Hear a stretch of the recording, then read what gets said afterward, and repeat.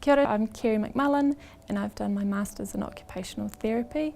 I looked at older adults with low vision who used mobility scooters. I chose to study at Otago Polytechnic because I knew that it's a very practical institute and that I knew that my research would have real impact on practice. My participants all had individual strategies for keeping themselves active and moving about in the community on their scooters and thinking about their low vision and what their limitations might be there.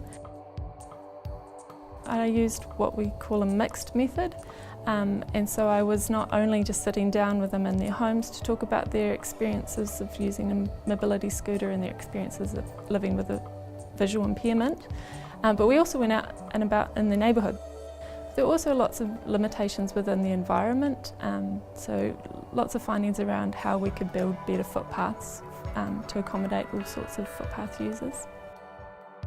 I knew that I wanted to work in research later on or legislation, and I saw this as a great opportunity to develop those skills in a very practical setting as well.